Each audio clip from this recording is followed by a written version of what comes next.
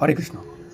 সকলের চরণে আমার বাঞ্ছা কল্পতরুভস্য কৃপা সিন্ধুবায় বচ পতিতানাং পাবনেব বৈষ্ণব নম অনন্ত কোটি বৈষ্ণব বৃন্দ কি জয়। এবং সকলের চরণে আমার অনন্ত কোটি দণ্ডবাদ প্রণাম। আশা করি সকলে ভালো আছেন।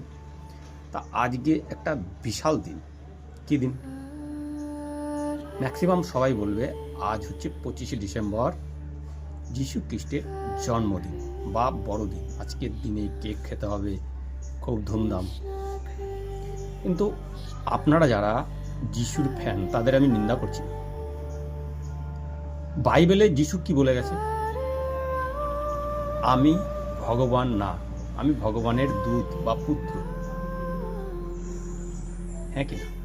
বাইবেলে এটা সবাই জানে।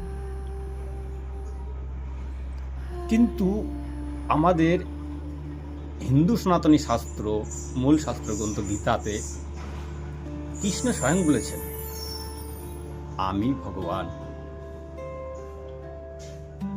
কিন্তু আহায় আমরা সনাতনী, আমরা গীতা তো পড়ি না, আর আমরা বড়দিন উদযাপন করি, কেক খাই, সবাই কত কিছু আনন্দ করি। তাহলে দেখেন, তাহলে প্রকৃত বুদ্ধিমান কারা? আমরা বুদ্ধিমান না মূর্খ? এটা বিচার করে দেখুন। আমি বলছি না যে বড়দিন পালন করতে হবে না, বড়দিন পালন করুন, কিন্তু সেখানে যীশু খ্রিস্ট স্বয়ং বলছেন না আমি ভগবান না। আর এখানে বলছে গীতাতে আমি ভগবান, তাও আমরা বিশ্বাস করি না, গীতা পড়তে চাই না, কৃষ্ণকে মানতেই চাই না। কত প্রশ্ন! হরে কৃষ্ণ।